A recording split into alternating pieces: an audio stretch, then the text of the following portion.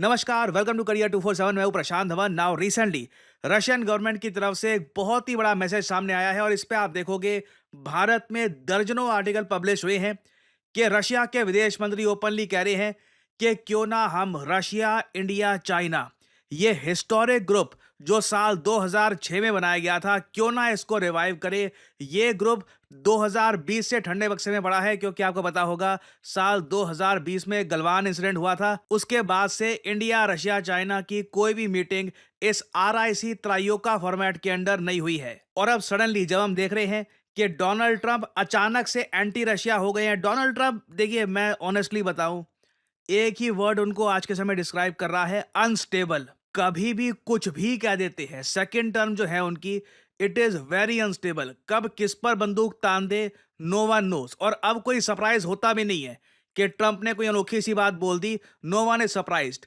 Recently आपने देखा Trump ने रशिया को वार्निंग दे दी कि अगर मैं ना होता तो रशिया के साथ बहुत बुरी चीजें हो रही होती। रशिया आज के समय आग के साथ खेल रहा है। मॉस्को ने उसके बाद यह बोल दिया कि हम आगे जाकर जो बातचीत है यूक्रेन को लेकर उस पर इंटरेस्टेड नहीं है। यूएसए और रशिया के बीच में बातचीत टूट चुकी है। सडनली लग रहा है कि डोनाल्ड ट्रंप बहुत ज्यादा गुस्सा है। हालांकि लग रहा है कि इसमें भी डोनाल्ड ट्रंप फ्लिप फ्लॉप करते रहेंगे फ्यूचर में। बट इसी बीच रशिया ने एक बड़ी कॉल दी है इंडिया और चाइना को।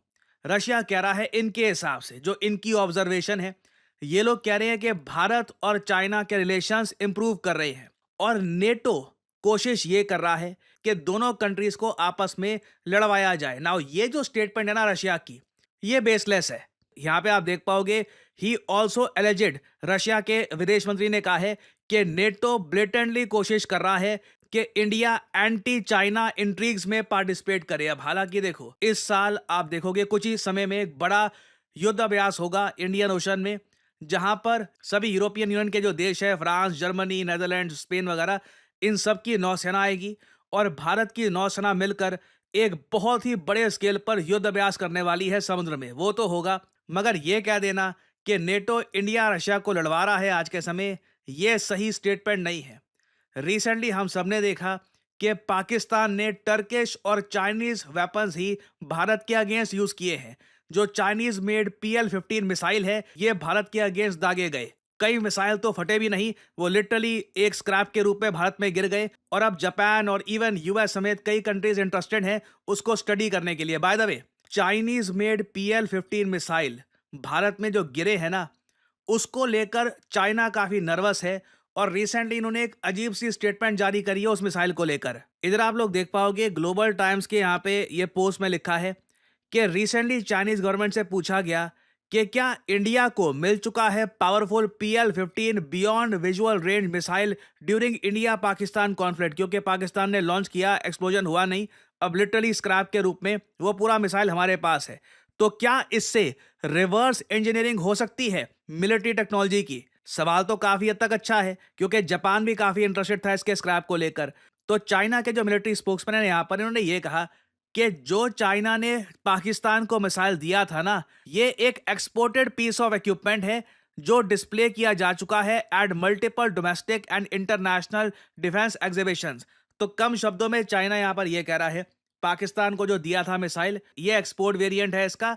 एक्सपोर्ट वेरिएंट यूजुअली कम ताकतवर होता है मेन बेस मिसाइल से। और आगे ये कह रहे हैं कि जहां तक बात है रिवर्स इंजीनियरिंग की, ये जो मिसाइल है ये हमने डिस्प्ले किया है कई डिफेंस एग्जीबिशंस में। देखो, तुमने डिस्प्ले किया है, मगर कभी किसी को यह मौका नहीं मिला कि ओपनली उस मिसाइल को रिसर्च करे, देखे कैसे वो यूज हुआ था, किस तरीके से वो फेल किया था।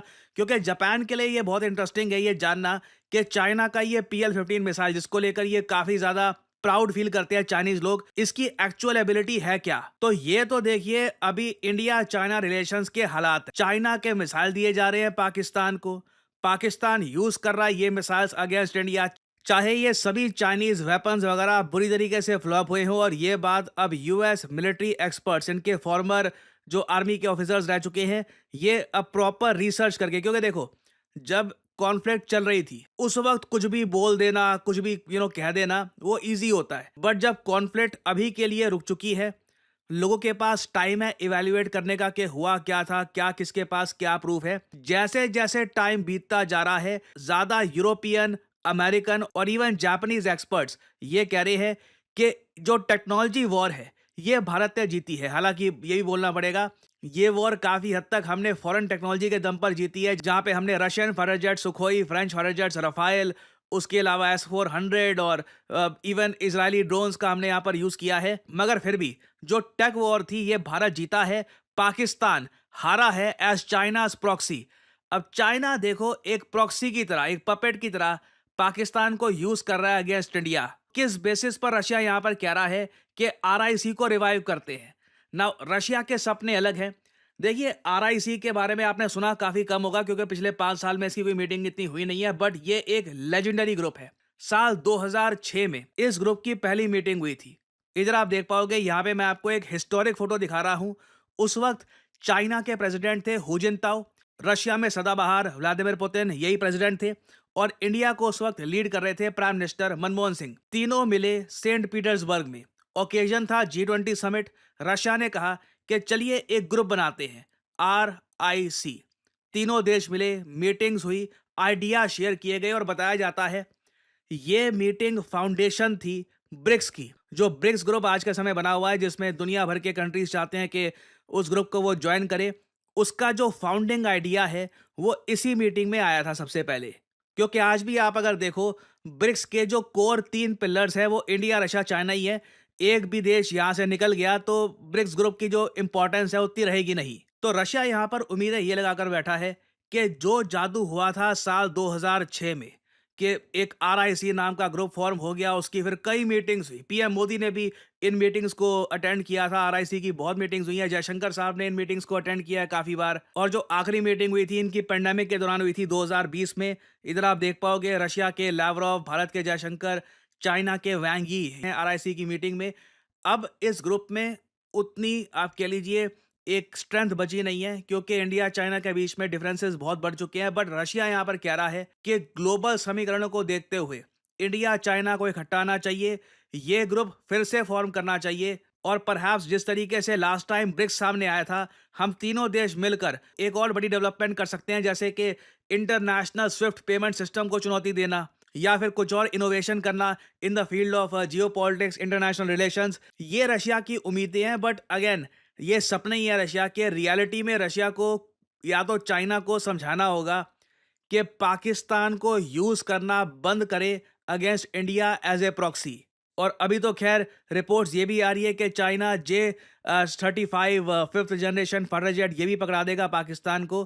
तो मुझे लगता नहीं है यहाँ पर कि ये जो रशिया का सपना है आरआईसी को रिवाइव करने का, ये रियलिटी में कन्वर्ट हो पाएगा इन द नियर फ्यूचर। अगर जेन्युइनली इस ग्रुप को रिवाइव करना है तो चाइना को ना एक, मैं कहूँगा, स्टेटमेंट देनी होगी कि अभी के लिए हम पाकिस्तान को डिफेंस एक्सपोर्ट्स अब और नहीं करेंगे। तब मैं कहूँगा एक रूम बनता है फर्दर बातचीत का। But for the time being China का जो स्टांस है पाकिस्तान को लेकर, ये ओवरऑल आरआईसी और इवन ब्रिक्स और एससीओ को अपने रियल पोटेंशियल रीच करने से हमेशा रोकता रहेगा। नाउ फाइनली यहाँ पे आप लोगों से मैं एक सवाल पूछूंगा।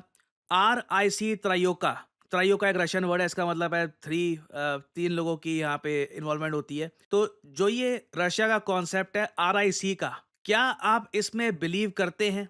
क्या आप मानते हैं कि ये एक ऐसा ग्रुप है जो कल को फ्यूचर में कुछ कर सकता है, मीटिंग्स होनी चाहिए, या फिर आप मानते हैं ये कॉन्सेप्ट ही बेकार है, चाइना की पॉलिसी देखो, कैसे RIC की मीटिंग हो पाएगी? लिखेगा इसके बारे में कमेंट सेक्शन में, मैं जानना चाहूंगा आपके ओपिनियंस।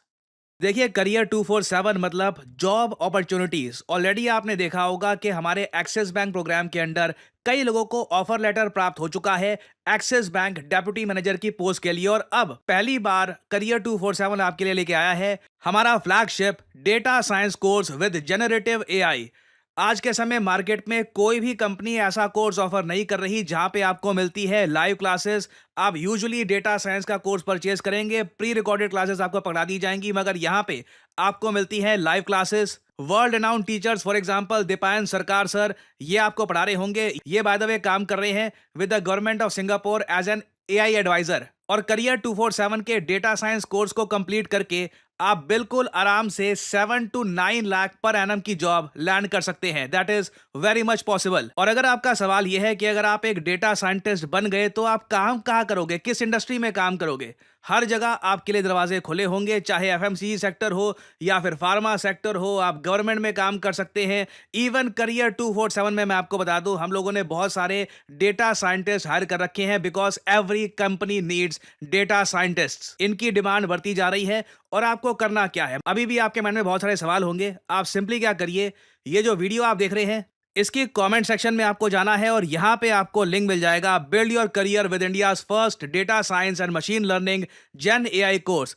इस लिंक पर करिए क्लिक। यहां पे आपके सामने ये पेज खुल जाएगा। यहां पे अपना नाम, ईमेल, फोन नंबर और ऑब्वियसली यहां पे कोड डालिएगा PD10, ताकि आपको डिस्काउंटेड रेट पर ये कोर्स ऑफर हो। कोड आप अगर नहीं डालेंगे तो जो भी आपको प्राइस ऑफर किया जाएगा इट विल बी एलिवेटेड। तो मैक्सिमम डिस्काउंट पाने के लिए यूज द कोड PD10। हमारी तरफ से आपको कॉल आएगा, you can ask your questions. और अगर आप खुद को देखते हैं as a data scientist in the future, then you can start with career 247 data science and machine learning with generative AI course. ऐसा कोर्स आपको वैसे मार्केट में मिलेगा नहीं, विद लाइव क्लासेस और साथ में आपको वेरियस और टूल्स भी मिलेंगे। और बाय द वे, इस कोर्स से रिलेटेड और जानकारी मैं वेरियस और वीडियोस में आपको देता रहूंगा। सो अगर आप इंटरेस्टेड हैं, use the code PD10 and get in contact with the career 247 consultant.